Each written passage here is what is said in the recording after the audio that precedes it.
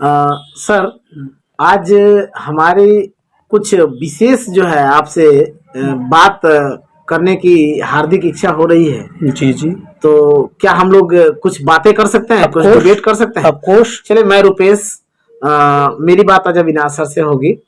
और सर, मेरा बात ये है कि कई बार मैं देखता हूँ और सुनता भी हूँ कि लोग ये कह देते हैं कि पसीने से बच्चा पैदा हो जाता है, या मान लीजिए कि कई बार ब्लड से, खून से बच्चा पैदा हो जाता है। जैसे आपने सुना होगा कि एक बार हनुमान जी उड़ करके पर्वत के लिए जा रहे थे संजीवनी के लिए, तो पसीने से उनका शादी हुआ नहीं है, लेकिन उनका एक लड़का है ना, मगरध्वज ऐसे नाम है। तो पसीने से हो गया था। अब एक मगर ने जो है उनका पसीना चुहा, मगर ने लील गई है। एक आपने ये भी सुने हैं भाई कि रामायण में जो सीता जी का जो जन्म हुआ है, वो जो है माने कई लोगों के ब्लड से जो है हांडी में गाड़ दिया गया था कूर खेत में, तो हल चलाए थे, है ना, जनक जी, तो हो गया था। तो ये सर, ये चूंकि हम तो अभी तक जानते हैं भाई स्पर्म से होता है, और तो और इसकी नलिकाएं जो हैं अलग होती हैं। तो सर, इसके विषय में कुछ आप बताएं।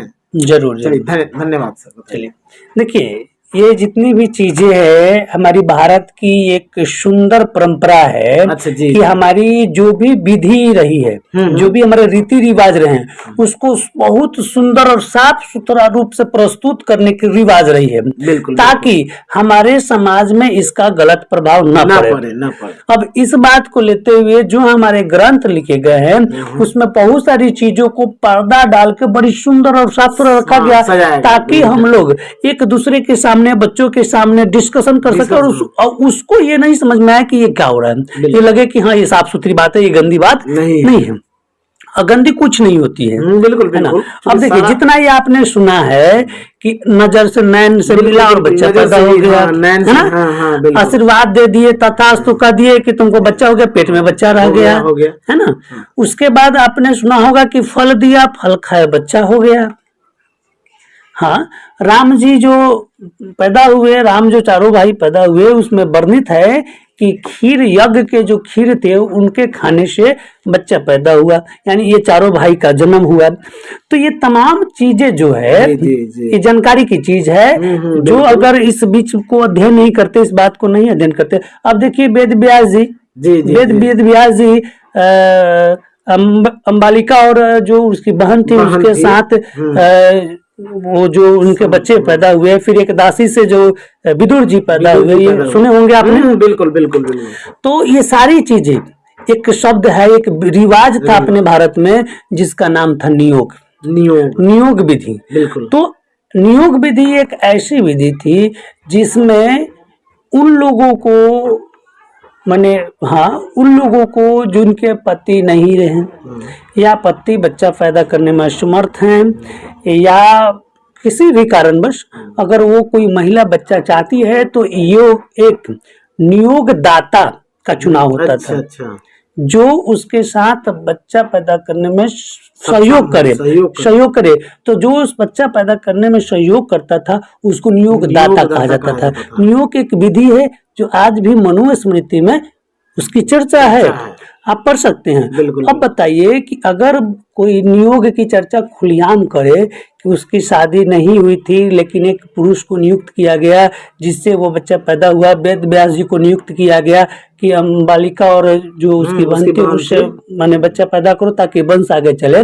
तो इस चीज को अगर खुलेआम बताया जाए, तो छोटे छोटे बच्चे अगर इस प्रसंग को सुनेंगे, महाभारत की घटनाओं को सुनेंगे, तब तो कहेंगे कि तब तो शादी ब्याह से क्या मतलब है, तब तो ऐसे ही। तो उसको सुंदर बनाने के लिए, ताकि हर लोग उसको अच्छा से सुन सके और उसको पॉजिटिव ले सके, तो उसको पर्दा डालने के लिए ये खीर, ये नजर, नैन संभोग, चाहे इस तरह की बातें कही गई है।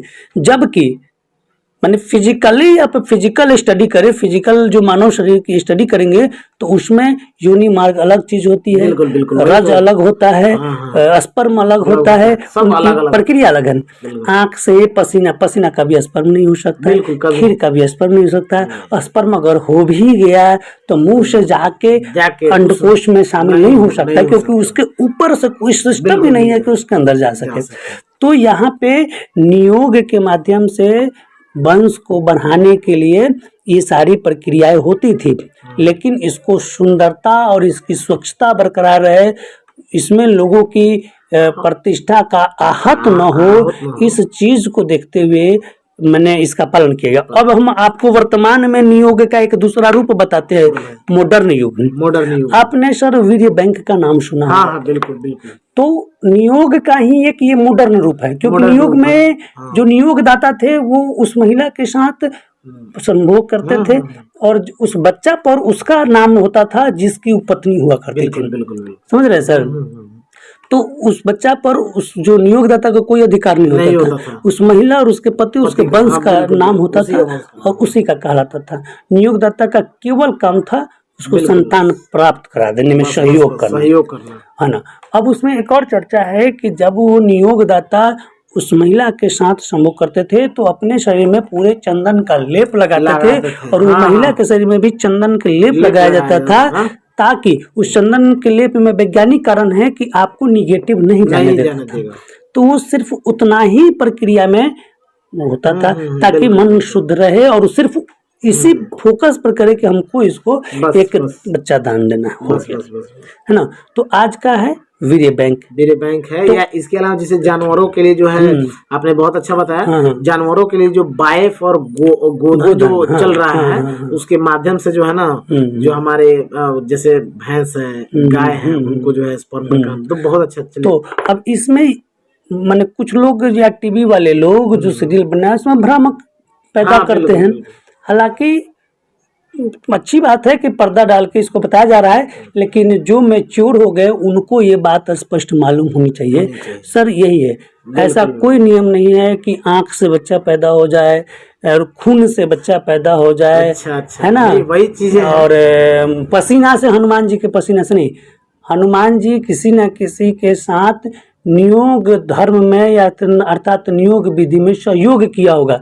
हाँ, एक और बात होती थी उसमें, मैं बता दूं, भूल रहा था मैं, कि नियोग दाता को उस समय भी गोपनीय रखा जाता था। नियोग दाता को उस समय भी गोपनीय रखा जाता था और नियोग दाता का जिक्र कभी भी उसके बाद वो औरत नहीं करती। जैसे भसुर को हमारे देहात में रिवाज है कि जो शादी होता है तो भसुर सबसे पहले गहना चढ़ाते हैं, माथे को छूते हैं, गहना पहनाते हैं या जो भी है, साग पर ढोलना, उसको तो माला की तरह तो पहले वो डाल दिए। तो उसको क्या होता है, बैंड हो जाता है। अब भसुर उसके सामने वो नहीं जा सकती, उसके परछाई को नहीं लांग सकती है ना, इस तरह की रिस्ट्रिक्शन।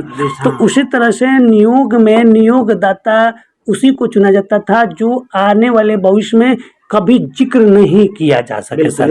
यानी कि बाप वो नहीं, अब कट जो पत्नी है उसके पति का नाम हो और उसका नाम कभी भी जिक्र में या जुबान पे वो पत्नी नहीं लाती थी। ये नियोग विधि का एक नियम है और इसका पालन किया जाता है, जिसके कारण बाप का नाम लुप्त हो जाता था। बिल्कुल। चलिए सर, बहुत बहुत धन्यवाद सर आपका, आपने बहुत अच्छी जानकारी दी। और मुझे लगता है कि ये सही बात है कि जितने जो लोग मैच्योर हैं, जो लोग पढ़ रहे हैं, तो उनको ये चीजें जानकारी होनी चाहिए। बिल्कुल। चलिए सर, बहुत बहुत धन्यवाद। और इस वीडियो के माध्यम से मुझे लग रहा है कि बहुत सारे लोग हमारे जो हैं वो जानेंगे, समझेंगे, सीखेंगे।